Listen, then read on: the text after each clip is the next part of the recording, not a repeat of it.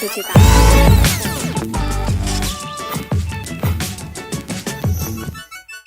Assalamualaikum warahmatullahi wabarakatuh. Kembali lagi bersama saya Dewi Sartika Mahmud, jurnalis Harian Fajar.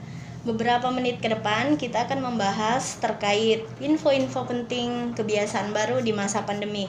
Nah, di samping saya sudah ada Bapak Direktur Operasional PD Pasar Makassar Raya, Pak Saharudin Ridwan. Sehat, Pak? Alhamdulillah sehat, luar biasa. Ya, kita akan berbincang-bincang lebih banyak lagi bersama Pak Sahar. Yang pertama adalah sejak tahun lalu ya, sejak adanya pandemi Covid, kemudian ada PSBB 1, PSBB 2, kami di PD Pasar bersama Pak Direktur Utama Pak Dirun dan saya sendiri serta seluruh jajaran PD Pasar Kota Makassar itu sudah mengeluarkan berbagai edaran, surat keputusan ya, bahkan kita juga sudah hingga hari ini sudah mengeluarkan beberapa kali surat edaran kepada semua pasar.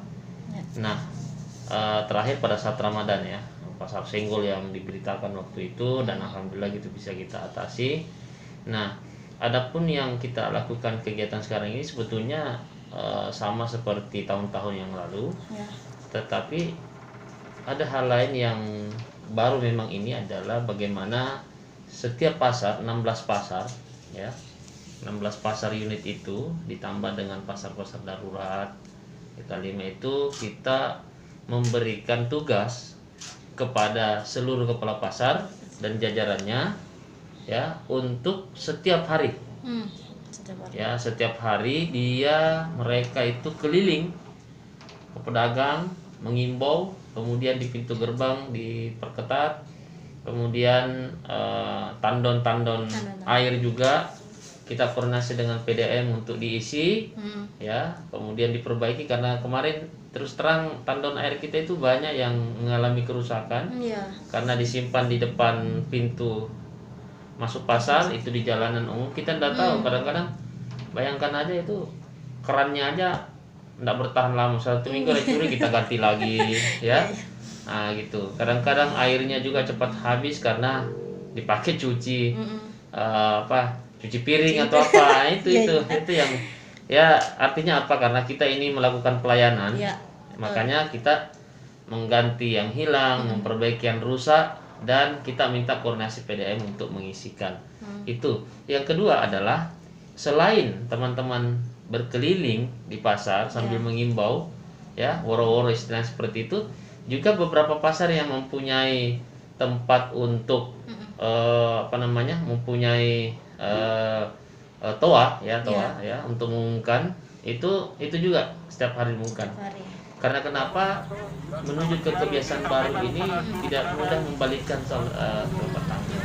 Jadi butuh. Jadi kita berupaya seperti itu. Yang ketiga itu tetap memberikan surat edaran tetap kepada pedagang.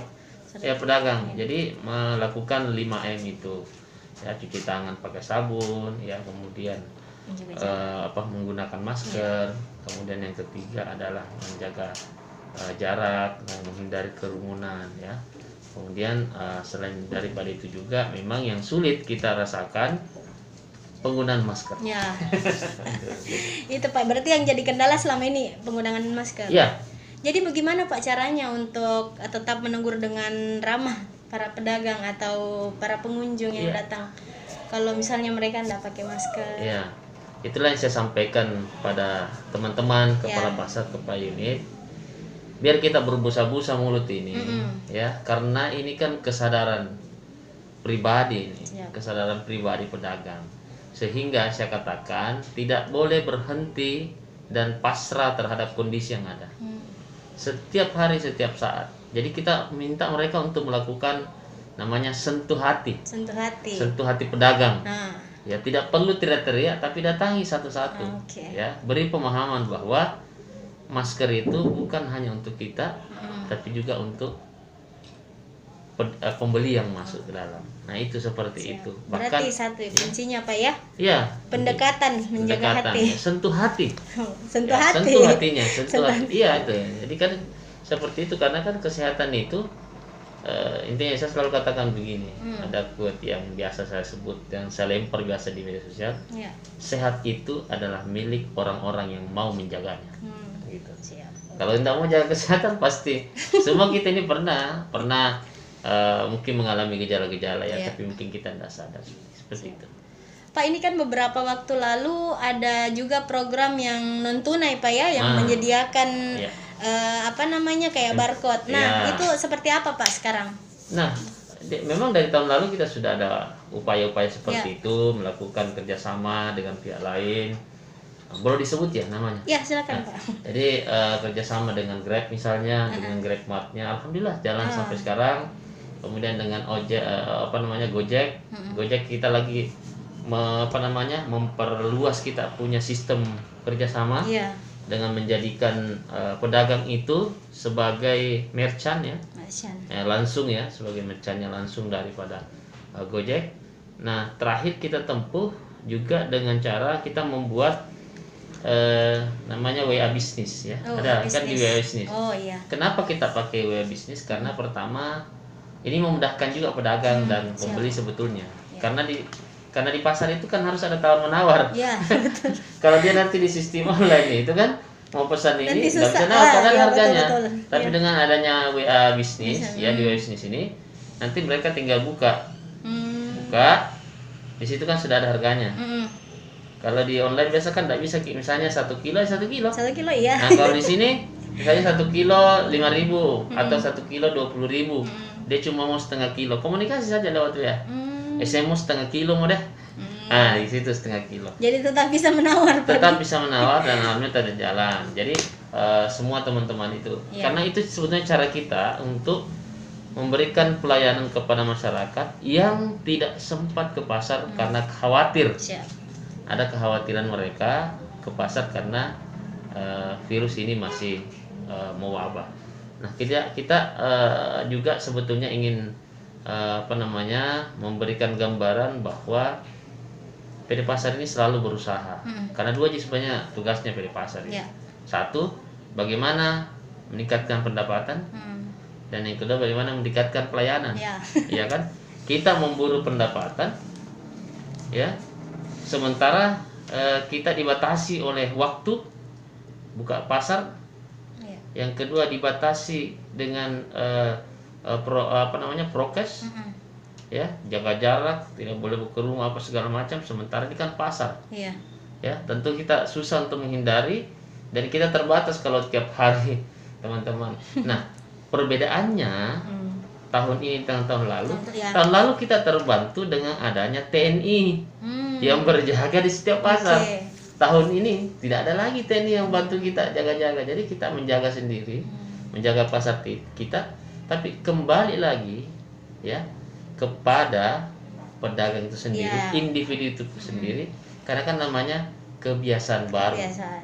Merubah kebiasaan itu tergantung dari mindset. Kita Ustaz tiap hari Jumat tema pembicaranya kan sama semua. Kenapa tiap hari Jumat itu diulang?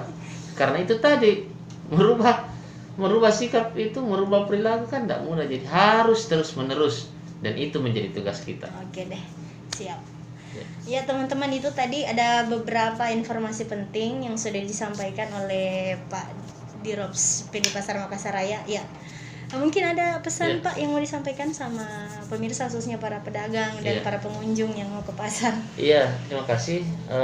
Bagi masyarakat Kota Makassar, PD Pasar punya 16 pasar unit ya, kemudian ada pasar-pasar darurat juga. Jadi kita menyiapkan sarana prasarana fasilitas di pasar. Yang ingin berbelanja ke pasar silahkan, tetapi dengan syarat pertama harus cuci tangan sebelum masuk pasar. Yang kedua harus menggunakan masker ya, masker sesuai dengan penggunaannya ya. Yang ketiga, hindari membawa anak-anak kecil juga ke pasar kalau tidak penting. Ya, yang ketiga adalah ketika di dalam pasar itu harus menjaga jarak. Ya, pedagang-pedagang juga kita sudah imbau untuk menggunakan masker. Tapi kalau ada pedagang yang tidak menggunakan masker, tolong difoto, diinformasikan kepada kita.